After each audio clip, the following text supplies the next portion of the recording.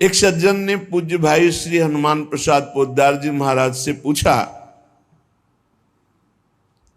कि साधना करते करते 20 साल हमको हो गए, ना तो भगवान मिले और ना भगवान का प्रेम प्राप्त हुआ, क्या कारण है?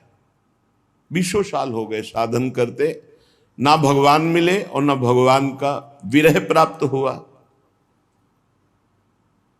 भाई जी महाराज ने कहा इसका संपूर्ण कारण तो भगवान ही जानते हैं और आप भी जानते हैं। उत्तर दिया कि संपूर्ण कारण तो श्री भगवान जानते हैं और भगवान के ना मिलने का, प्रेम ना प्रकट होने का आप भी कारण जानते हैं। भाई जी ने पूछा ईमानदारी से बताना कि भगवान ना मिलने का आपको दुख है? भगवान के प्रेम की प्राप्ति या भगवत साक्षात्कार ना होने पर 20 साल हो गए, आपको दुख हुआ इस बात का? बोले कभी कभी थोड़ा मन उदास हो जाता है। भाई जी महाराज ने कहा कि थोड़ा थोड़ा उदास हो जाता है, लेकिन आप बताइए यदि 20 साल से आप व्यापार में बराबर घाटा प्राप्त करते रहते तो क्या आप ऐसा उत्तर देते कि थोड़ा थोड़ा कभी मन उदास हो जाता है? आपकी हालत क्या होती कि 20 साल से आप व्यापार कर रहे हो, घाटे पे घाटा होता चला जा रहा है, आपकी हालत क्या होती? बोले बेचैन हो जाता, जीना मुश्किल हो जाता। तो बोले ऐसा जीना मुश्किल हुआ आपको? 20 साल से आपको घाटा हो रहा है, भगवत प्राप्ति, भगवत प्रेम प्राप्ति नहीं हो रही और आप आनंद से जीवन व्यतीत कर रहे हैं, आपको बेचैनी है? तो उनका ईमानदारी से वैसी कोई बेचैनी नहीं। बोले तुम सच्चे व्यक्ति हो, ठीक ठीक बता दिए। जब संसार की व्यापार में घाटा होने पर जो बेचैनी होती है वो आपके भगवत प्राप्ति या प्रेम प्राप्ति ना होने पर बेचैनी नहीं हो रही, तो इसमें भगवान का क्या दोष है? भगवान के अंदर कोई चाह नहीं है। कई बार सत्संग में सुन चुके हैं, आपकी चाह ही भगवान के अंदर चाह बनती है आपसे मिलने की। आप जितना विकल होंगे उतने ही वो विकल हो जाएंगे आपसे मिलने के लिए। भगवान अमना है, आपका मन ही वहां जाकर भगवान का मन बनता है और वो भगवान के मन के अंदर आपसे मिलने की चाह पैदा, वो अमना है, वो अचाह है, वो पूर्ण काम है। चाह हमारे अंदर पैदा हुई नहीं कि प्रभु के अंदर चाह पैदा हो जाएगी हमसे मिलने के लिए। सज्जन ने कहा कि जो प्रश्न करता थे कि कई बार आपसे सुना है कि भगवत प्राप्ति बड़ी सरल है, भगवत प्राप्ति बड़ी सुलभ है, परंतु मुझे लगता है कि जिंदगी में अगर कोई कठिन काम है तो भगवत प्राप्ति है। तो भाई जी महाराज ने कहा भैया भगवान का मिलना बहुत सुलभ है। भगवान किसी कर्म के फल से नहीं मिलते कि ये कर्म किया तो इसका फल हुआ भगवत प्राप्ति। भगवान चाह से मिलते हैं, व्याकुलता से मिलते हैं, रुदन से मिलते हैं। ये सारे कर्म इसलिए कहे जाते हैं कि तुमसे पाप कर्म ना बने, और जब पवित्र हृदय होगा तो भगवत प्राप्ति के मिलन की चाह प्रकट हो जाएगी, रोना आ जाएगा। भगवान मिलते हैं रुदन से, चाह से, व्याकुलता से, लालसा से। संसार के जितने भोग पदार्थ, अवस्था, स्थितियां, प्राणी, ये सब कर्म से मिलते हैं। जैसा आप कर्म करोगे वैसा पदार्थ मिलेगा, वैसे व्यक्ति का संयोग मिलेगा, वैसे ही सुविधा मिलेगी, वैसे ही असुविधा मिलेगी, वैसे ही आपको तिरस्कार, अपमान, जैसा कर्म करोगे। लेकिन भगवत प्राप्ति कर्म का फल नहीं है। पूज्य भाई जी महाराज कह रहे भगवत प्राप्ति चाह का फल है।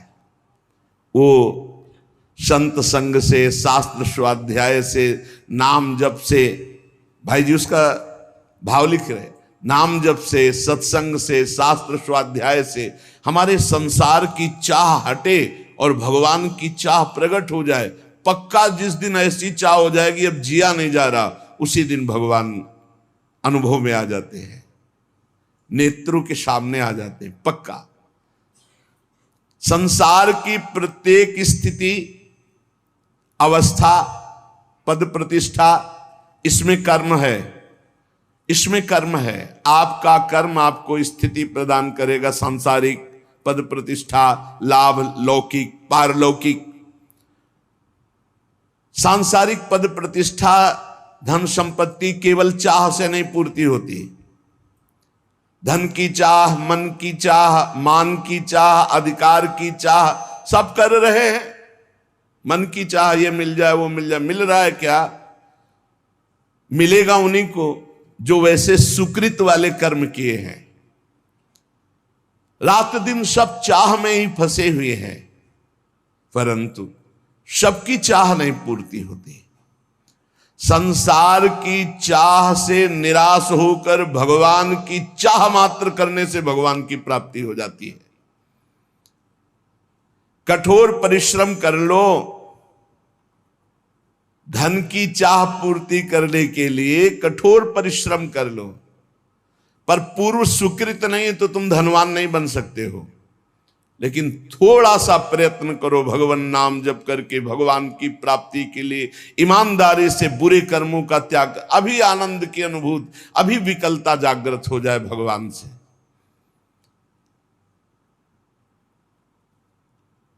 आपने जितनी धन की चाह की, कभी भगवान की ऐसी चाह की? क्या आप ऐसा मानते हैं जितना परिवार से प्यार करते हैं उतना ही किसी एक संबंध वाला भगवान से प्यार करते हो?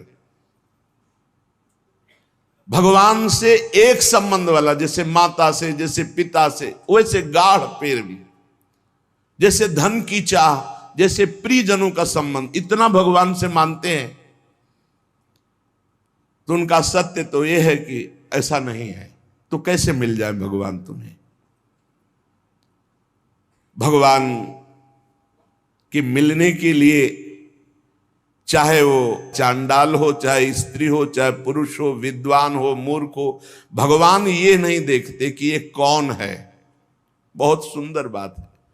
और भगवान ये नहीं देखते कि आज के पीछे इसका इतिहास कैसा रहा है, घोर पापी, निकृष्ट स्वभाव वाला या बड़ा पुण्यात्मा, संयमी, ये भगवान नहीं देखते। ये पापी रहा है या पुण्यात्मा, ये स्त्री है या पुरुष उत्तम है या चांडाल, ये विद्वान है या मूर्ख, ये वंदनीय है या निंदनीय, हमारे भगवान ये एक भी बात नहीं देखते। भगवान देखते हैं अपने से अपनापन। कितना आपका संबंध है भगवान से, आप भगवान को कितना प्यार करते हैं, क्या मानते हैं अपना, कितनी चाह है भगवान के प्रति। अगर चाह नहीं, संबंध नहीं, तो फिर कैसे आपको भगवान मिल जाए? कसौटी है। देवर्षि नारद जी ने कहा, तद विस्मरणेन परम व्याकुलतेति।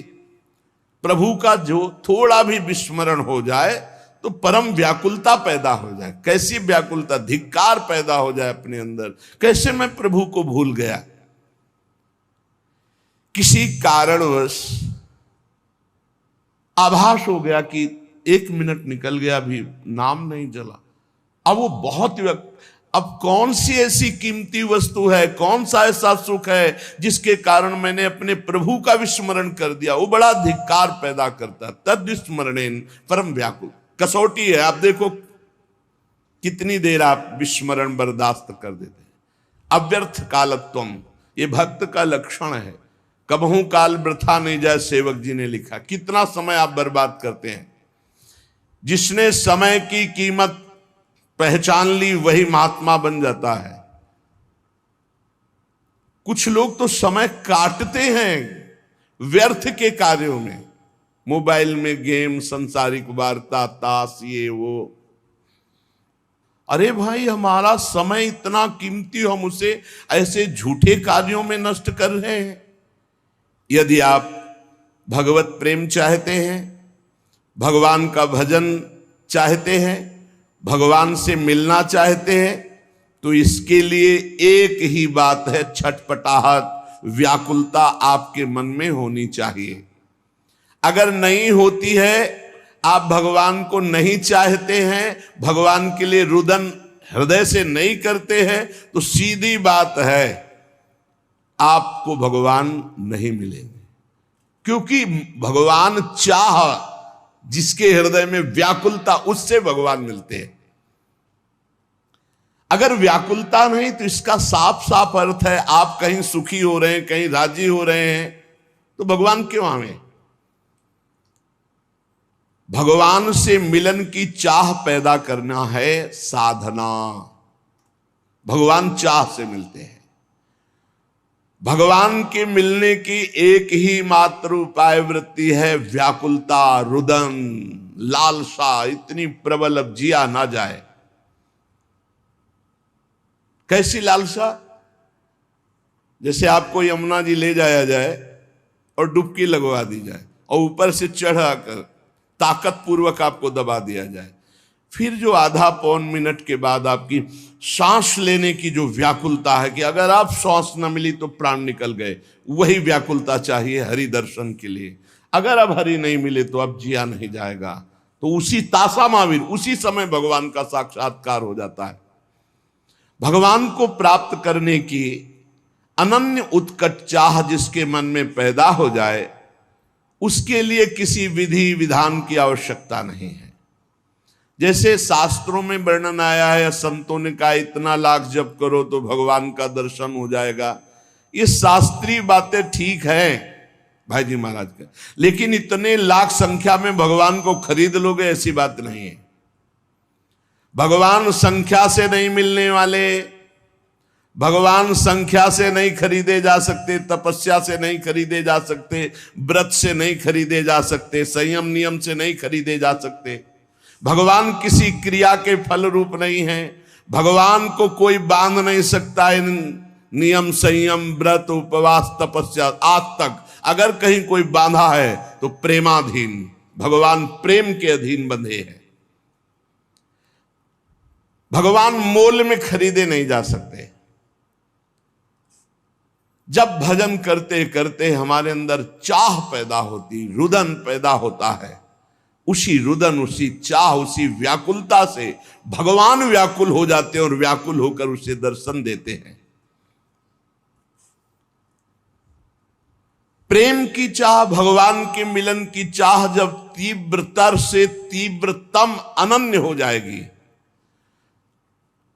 जहां दूसरी चाह नहीं, जहां दूसरी किसी व्यक्ति से प्रियता नहीं, सारा संसार उसके लिए शून्य में दिखाई दे रहा है, एकमात्र भगवान। बस भगवान की प्राप्ति की यही शुभ वेला है। देश काल पात्र के भेदभाव की कोई आवश्यकता नहीं। पात्र कौन है, देश कौन है, समय क्या है, इसका विचार भगवान नहीं करते। भगवान सार्वदेशिक, सार्वकालिक, सबके हैं। कब, कहां, कैसे, किसको मिल जाए, ये कोई निश्चय नहीं है।